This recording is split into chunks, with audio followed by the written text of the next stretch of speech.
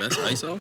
Rack it up, I got a bit of the bank to make me a safe house. Shake it up, she got her hands on her knees and she bringing the cake out. Smoke it up, I got some gas and packs, I'm up in the greenhouse. Ball it up, I'm with the gang, we taking shots off the rebound. I gotta do that. All right, good morning and welcome to Walking Out of Lockdown. I'm Mark Abouzeid, photojournalist, filmmaker, and cultural specialist. Today I'm sitting here with Ricardo Leòn, a young filmmaker, editor, who I first met at Ethnograph Film. He presented an amazing film on the issues of sand and how something as simple as sand could be a prime commodity for indigenous people and a place of conflict. So today we want to catch up on where things are. Good morning. Good morning. Thank you for inviting me. It's great to see you again. Yeah, that's good. Let's go back to New Year's Eve, New Year's Day. You're looking forward to the year. How did you see your year? What was going to happen this year? What were your thoughts? What was your mood? Right. So back then, I have a visit from my mom. So that took a lot of space in my mind, like, you know, taking her out. It was her first time here. But at the same time, I was running some sort of internship that I was going to start in January this year. So, and at the same time, I have another job, which is like my, you know, pay rent job, you know, and that it also takes a lot of time. But my first goal in this 2020 was to survive that internship because it was not paid. It was supposed to be 6 months non-pay as an editor assistant in a full-time schedule. Nice. And that for me was like, okay, I can manage that, you know. And then I talked to the guy, my boss, and I told him that, you know, I do this for living, and as you understand, I'm not Danish. And when you're Danish, it's much easier because then you have something called dagpenge, which is like a support. Yeah. And they were actually looking for someone who, you know, had that option because it's much easier for them to, you know, you don't have to worry about like, is he having a bad time or what? And so they gave me the position, and I did a few, let's say I work a few days in December, and then I was going to start in 2nd of January. And we did. At the time, the Corona thing was nothing in my head. I mean, maybe I heard or read somewhere that there was something going on in China. I don't know how to feel about that, but yeah, that's how it was. Yeah, you know, I mean, that's what we all heard first. Yeah. Yeah, I mean, there is something happening, and that was it. But so in my head for this year was like, you know, survive those 6 months, get the job at the end, and luckily, by the end of the first month, they offer me a full-time job, like a payment. Okay. You know? So like the job itself. They I don't know. I mean, I know that my editor, my boss is a producer, but the editor is also my boss. But I mean, I know he kind of like he felt like, okay, this guy knows what he's doing, and then he talked to the producer, and you know, pay this guy. Yeah. And let's keep him here at the office. So by the end of January, I got the job. But then, I mean, I was gonna start getting paid in March. So okay, I can survive those two. I mean, from 6 to 2, that's fantastic. Yeah. And then luckily, I mean, you know, things align when you feel like you're going the right direction. The pandemic, the Corona thing came at the same time I was gonna start getting paid, and of course there was a lot of doubt with my contract. Not because they say anything, but I could feel like all the investor in the project that we are working were also like, we were also like, okay, what's gonna happen? Yeah. Inge, by the way, my wife, she was traveling. She was on a trip to Colombia.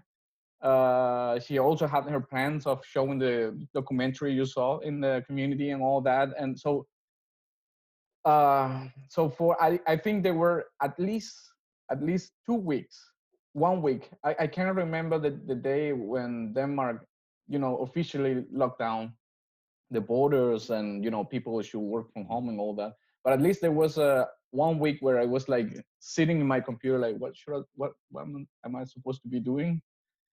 Like I brought the equipment from the office to here to home, but at the same time, communication. A lot of stuff came in that first week. A lot of stuff. My editor had a kid, a baby, that same week, Oh the my same God. week of the lockdown. Right. And he's the first guy to talk, to know what I should be doing first. Yeah, I mean, it was crazy, but Okay. All right. uh, Let me, because I want to keep this in segments that I can easily put together. yeah. That was a great answer. Let's keep them a little bit shorter, but I want to highlight some things here.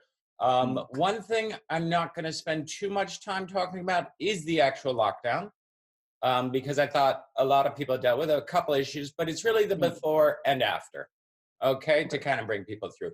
But yeah, now 4 months later, or 2 months later, depending on when your lockdown started, 4 months since New Year's. How's your life changed? How is your work changing? At Are this you point, looking, let me put that another way. Are you looking at walking out the door to going back to the path you were following and what you expected, or have you made changes? Are you going to, honestly, I mean, after this time working here, I was completely ready to go out and just keep doing what I was doing. Uh, of course, there is this feeling that, distance, wash your hand and all that. But to me, right now, after 3 weeks from where I started to go to the office, I mean, I just feel like I went back to the routine, and everyone at the office, we do wash our hands, but we need to talk to each other and we need to get back to our life. Yeah. Right. So, and we have meetings and we need to sit in a small room where the editing suite is and just talk and go back to our life. So I feel like, yeah, some things change, like being careful, but also I have this feeling that everything went back to normal. But with this thing in my back of the corona, and if I mean, would I get sick at some point? I don't know, but I just don't think about it anymore. All right, you had to set up a home office. I watched you doing it. That was not your first experience, I'm sure, but how did you feel about that? And is that something that you think you'd like to maintain, or was that more disruptive than being in the editing studio or being, I think one thing that it's always that I do love from working from home is the flexibility of my time. How do I spend my time, and also but at the same time, and specifically in this project where I'm working right now, communication is always a key, but this time it was like very essential. Keep very straight communication with my editor, producers, and all that. So I mean, it was not a bad experience, but it was also a little bit of waiting for this guy to answer me when he had the time. And at the office, I just walked to his office and asked, "Hey, how do I do this?" Yeah, exactly. It's like, come on, where is it? Yeah. What was that you told me to find? Okay, this. All right, and 2 minutes. And working from home in this condition, it means that I will send a message in the morning and I might get one midday. But in the meanwhile, of course, I knew what to do. But I mean, it has good things, but I rather for now just be close to the people you're working with. Okay. My part. What's is there anything that you did during lockdown or learned during lockdown or tried during lockdown that you wouldn't usually have done, but you took advantage of the time or you were bored or whatever? Yeah, I'm very into learning compositing, VFX, Blender, like 3D modeling. It was something that I even did before the getting into the film thing. So after work, I will just turn off I had the Mac here, a Mac computer. So I would turn that off and turn on my computer. And okay, of course, I will take a break and all that. But then at some point later after work, I will, do some tutorials and stuff like that. Like go back to that. I mean, I usually practice for a while, take a break when I get stuck, and then take it again. So that was during that time I was like going back to that project of my own of learning this stuff.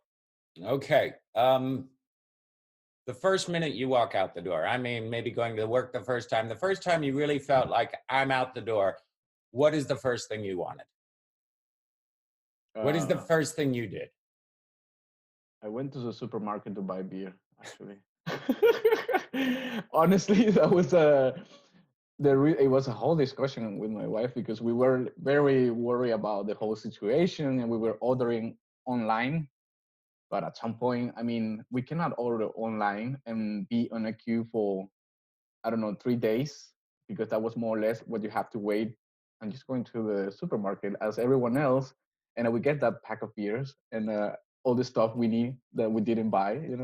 So, but yeah, it was the first time I went out. It was just like to the supermarket, buy stuff and stuff that we didn't order that was not primary, but it would be nice to have it when watching a film or something. Okay. As life is getting back to normal, is there anything that scares you or makes you nervous thinking about this lockdown ending or the next phase? That it repeats again. Everyone's talking about a second wave, right? And as I heard that in summer there will be no more cases, like the line will flat or go down. I don't know, I'm not sure, but there is always this a scenario that we will have a second wave. And what keeps me worried is that going back to work from home, actually, like back to that situation again. I mean, I can do it, yeah, of course, but and we have a experience, but I just the lockdown. I think that's going back to that situation. That will be. All right, let's even look bigger. Did you, during lockdown or even now, have any feelings like a lot of people are experiencing either that the pandemic is bringing out the best in people, or the pandemic is what we deserve, or, did you have any more, let's say, philosophical thoughts of it, or is this just the way things go?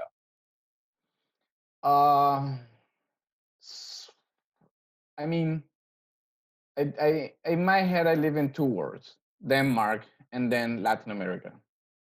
And the way people are handling this situation in these two parts of the world is completely different. Since the very beginning, here in Denmark and after the lockdown, there were, yes, a few days where people were taking care of themselves, staying home and all that. But at some point, I mean, you will see people walking outside. There was no sign of use of masks, for example, or gloves or whatever. In Colombia or Venezuela, like I'm from Venezuela, but I have family in Colombia as well. And I will hear of people like they will not allow you to get into the supermarket if you don't have a mask or gloves. So it was like living these two worlds, completely different two worlds, right? And then I would think like, is people, I mean, who's the stupid one? Who's the one being so much influenced by media, or who's the one being so naive, or what's going on here? Yeah. Why these two different scenarios? And then a lot of thoughts that it would take a lot of time to, to say. And we'll have years to talk about that. Yeah, definitely. Yeah. How do you think social distancing, continued social distancing, because there's a part of this we're going to live with for a while, okay? Yeah. How do you think that impacts both your cultures, because you do have two distinct cultures? And also, do you think it'll impact your work? Well, in my work, I mean, we are working. We share an office with two other companies, let's say, and we do keep our distance. I mean, there are not that many lunch together on the table. Mostly us, our king. But my point, I mean, I don't feel that as an issue anymore. The social distancing. I mean, if one of them gets sick, we're all gonna get sick. That's a fact. But in the street, when you go out, of course, I mean, you feel like people still like, keep the distance. Okay, you pass first, and all that kind of things. And in that sense, yeah. Well, let's even look at it. Yeah, I'll give you a stupid example. I like to watch Grey's Anatomy.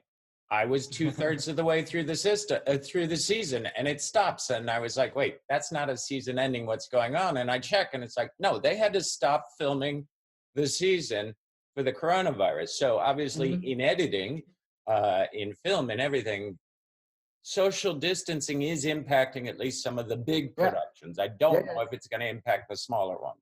Yeah. I mean, for us, we had a lot of planning on shooting in different countries in US, New York, Saudi Arabia, and can't remember what else. But all that it has been postponed, and we don't know when. And we are even discussing if we are actually gonna shoot those scenes, whatever. I know. I mean, when I was talking about my work, it's like we take it easy. But I know I have even read in some Facebook groups of people like, and you can feel the desperate. I mean, people that were used to working as a freelance and their life just stopped. And I mean, but I can't say much about that. I mean, I don't know. But I get you. I mean, a lot of production just stopped, and we're part of it. I mean, we're part of this group of, well, we don't know when are we going to shoot what we're missing for our film. Yeah, and it's funny because on the one hand, you have this problem of production, and we are, as an NGO, but also as freelancers, one of those examples of everything that came to a screeching stop. Yeah. There's no way we can do what we do if we can't travel. Yeah, exactly. But on the other hand, my friends in distribution are going insane because they're like, just produce. We need content. Not only aren't the big houses producing, but people are watching 5 times more than before. They've gone through the whole catalog. We need more stuff. So, it's an opportunity and at the same time a problem. Yeah, it will be interesting to hear from someone who works as a distributor. How are they handling this frozen part of the industry and at the same time a high demand, right?